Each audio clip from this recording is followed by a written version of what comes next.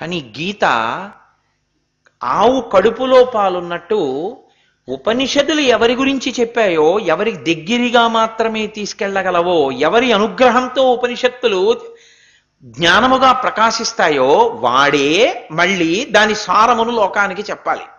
కాబట్టి ఇప్పుడు ఈ ఆవు పాలు పితకగలిగిన వాడెవరు? ఆ జ్ఞానమును లోకానికి అందించడానికి అక్కడ కూర్చోడానికి ఎవరు అర్హులు? ఈ గీత చెప్పాలంటే దానికి అర్హుడు భగవద్గీత మొట్టమొదట లోకానికి ఉపదేశం చెయ్యాలి. ఎవరు చెప్పాలి?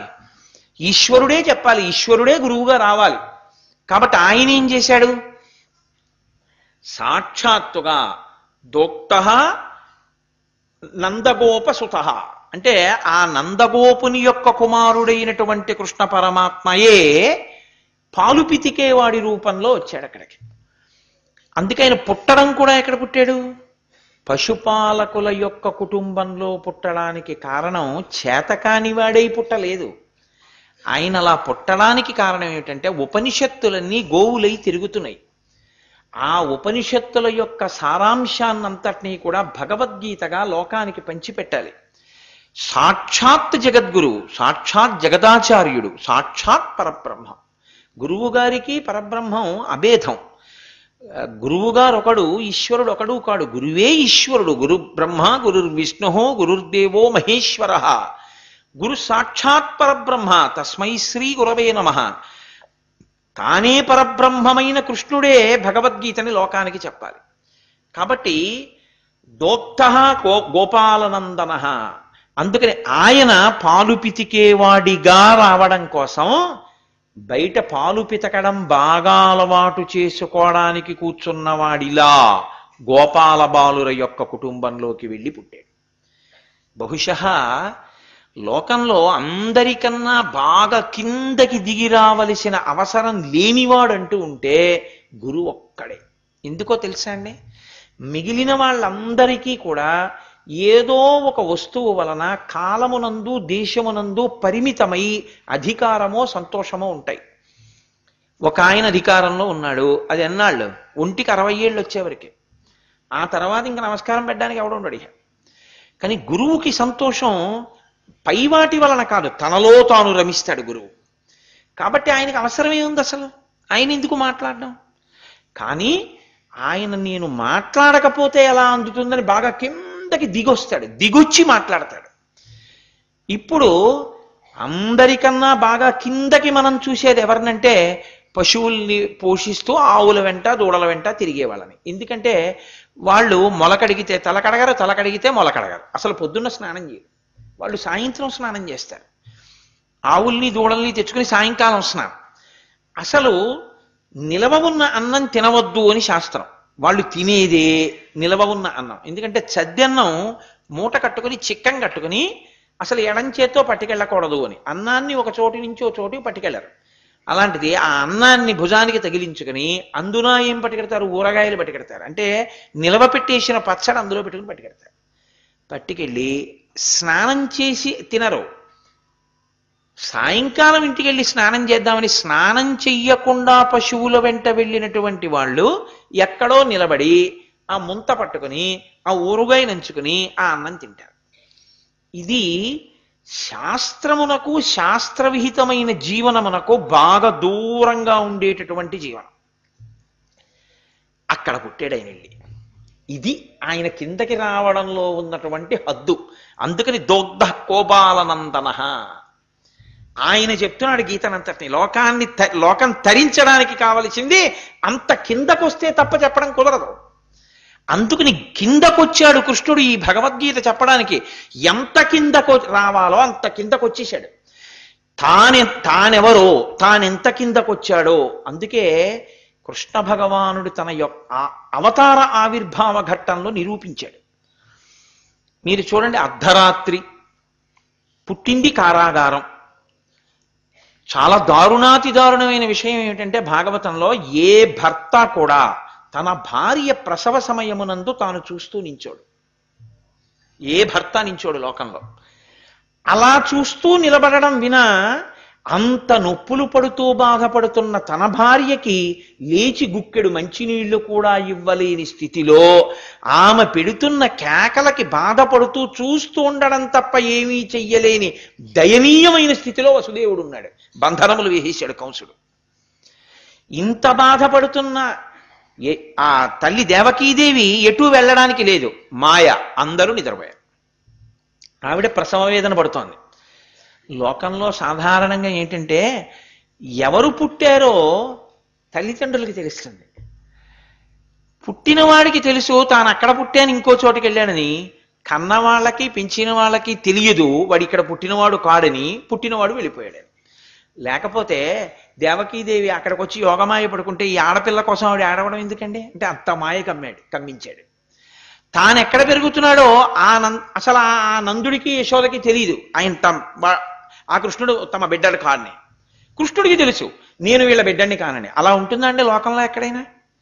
కొన్నాళ్ళు పోయిన తర్వాత ఒరే నువ్వు మా అబ్బాయి కాదురా, ఏదో రైతు బజార్లో దొరికావు తెచ్చి పెంచావని వాళ్ళు చెప్పాలేమో. అంతేకాని పిల్లాడికి తెలిసి నేను వీళ్ళ పిల్లాడిని కాను, పసితనంలో వీళ్ళు నన్ను తెచ్చుకున్నారు అని వాడికి తెలిసి తల్లిదండ్రులకు మాత్రం వీడు మా పిల్లాడు కాడని తెలియకుండా ఉండడం అసలు సంభవమా? అది ఆయన మాయా అంటే. అందుకని కదండి అంటాడు యంత్రామూఢాని మాయయా, నేను తిప్పుతున్నానయా ఈ లోకాన్నంతటినీ, నా దుస్తరమైనది నా మాయ, దాన్ని దాటలేరెవ్వరు, అది నా అదుపులో ఉందన్నాడు. ఆ మాయ కమ్మించిన వాడు కృష్ణుడిగా రావడం అన్న మాట భగవద్గీత అసలు వచ్చిన విధానమును మీరు పట్టుకోవాలి. భగవద్గీత రావాలంటే కృష్ణుడు రావాలి. కృష్ణుడు వస్తే కానీ గీత రాదు. కృష్ణుడు ఎలా వచ్చాడు? పసిపిల్లాడిగా పుట్టని అవతారం ఏదైనా ఉంటే కృష్ణావతారం ఒకటే. రాముడు పసిపిల్లాడిగా పుట్టాడు. తతశ్చ ద్వాదశే మాసే చైత్రే నావమికే తిథౌ నక్షత్రే రితిదైవచ్చే శోచ్య సంస్థేషు పంచషు గ్రహేషు కర్కటే లగ్నే వాక్పతాం బిందునా సహా ప్రోద్యమానే జగన్నాథం సర్వలోక నమస్కృతం.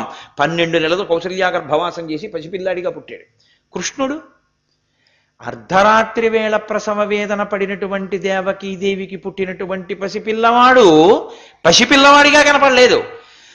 జలధరదేహు నాజాను చతుర్బాహు సరసీరుహక్షు విశాలవక్షు జారు గదా శంఖ చక్ర పద్మ విలాసు కంఠ కౌస్తుభమణి కాంతిభాను కమనీయ కటిసూత్ర కంకణ కేయూర శ్రీవత్సలాంచనంచిత విహారు మరుకుండల ప్రభాయుత కుంతలలాటు వైఢూర్య మణిగణ వరకిరీటు బాలు పూర్ణిందు రుచిజాలు భక్త లోకపాలు సుగుణాలవాలు కృపా విశాలు చూచి తిలకించి పులకించి చోద్యమంది ఉబ్బి చెలరేగి వసుదేవుడు ఉత్సహించే అన్నారు పోతయ్య. శంఖచక్ర గదా పద్మములతో 4 భుజములతో మహానుభావుడు వనమాలతో పీతాంబరంతో కోటి సూర్యుల ప్రభల ఆయన ఉదయించాడు. ఒక్క సూర్యుడు ఉదయిస్తుంటే చూస్తేనే ఒళ్ళు పులకరించిపోతుంది నిజంగా. నేను నా సూర్యోదయం చూడడానికే సముద్రపు ఒడ్డుకి వెళ్ళి కూర్చున్నాను నేను, సుబ్బారావు గారు. అంటే ఆ సూర్య భగవానుడు ఉదయిస్తున్నప్పుడు ఆ ఎర్రటి బింబంగా రావడం, ఆ ఆదిత్య హృదయం తలుచుకుంటూ కూర్చుంటే ఆ రంగులు మారడం, సముద్రం మీద ఆ ఎరుపు ఛాయ పడ్డం, ఆయన వెంటనే ఎరుపు నారింజ బంగారు రంగులోకి మారడం, ఒక్క 10 నిమిషాలకి దుర్నిరీక్షుడై మాంసనేత్రంతో చూడలేని స్థితిని పొందేయడం. అసలు నిజంగా శాస్త్రాలు ఆయన గురించి మాట్లాడిన తీరు చూస్తూ అలా ఉంటే ఒళ్ళు పులకించిపోయి రోమాంచితమైపోయింది. అబ్బా ఏమి సూర్యోదయం! అది సముద్రం ఉన్న పట్టణంలోనే దాని అందం. కాబట్టి ఒక్క సూర్యుణ్ణి చూస్తేనే అలా ఉంటే కోటి సూర్యుల ప్రభాభాస. కారాగారంలో పుట్టి నేను ఎందుకు పుట్టానో తెలుసా అని 3 జన్మల వెనక కథ చెప్పాడు. చెప్పినవాడు అమ్మకి నాన్నకి మాయ కమ్మించి తను ప్రాకృత శిశువు అయిపోయి ఏం చెయ్యాలో వసుదేవుడికి చెప్పాడు. అంతే ఊడిపోయాయి అన్నీని.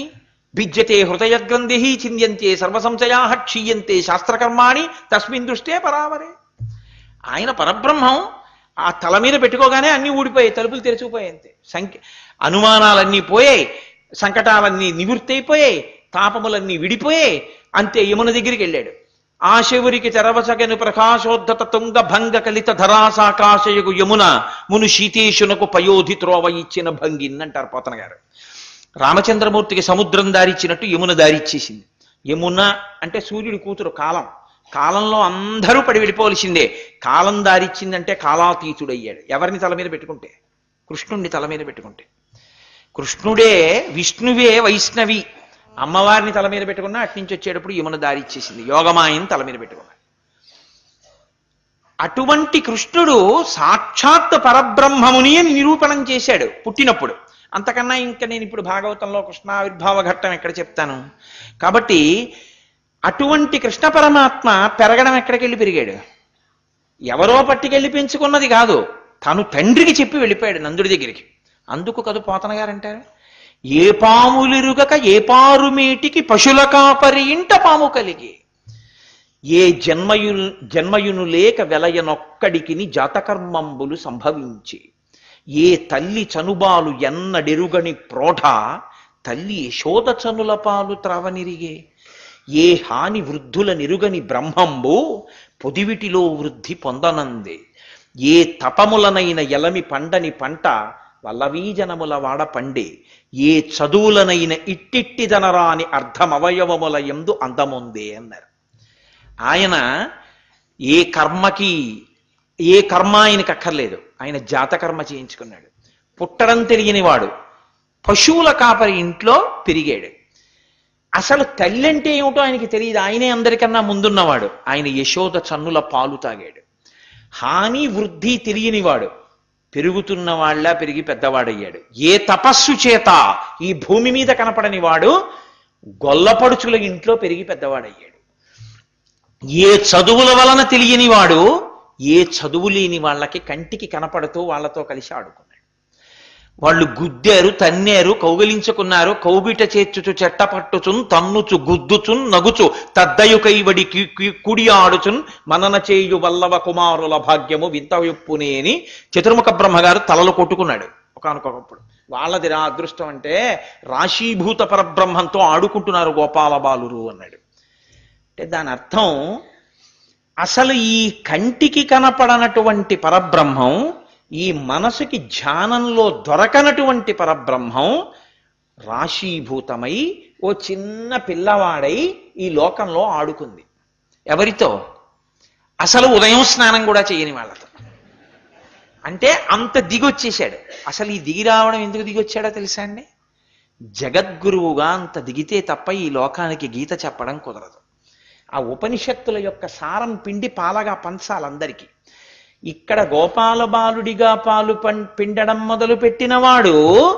అందుకని కదూ కృష్ణకర్ణామృతంలో లీలాశకుడు గోధూళిధూ సరిత కోమల గోపవేషం సాయంతనే ప్రతిగృహం పశుబంధనార్థం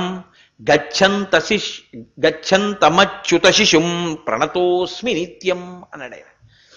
మహానుభావుడు ఆ వెనక గోపాల బాలక జనం అనుగమ్యమానం, ఆయన వెంట గోపాల బాలురు వస్తుంటే ప్రతి ఇంట్లోకి వెళ్ళి ఆవుల్ని దూడల్ని కట్టడం, ఒంటి నిండా ధూళిపోసుకోవడం, పాలు పితకడం ఆయన కర్మ.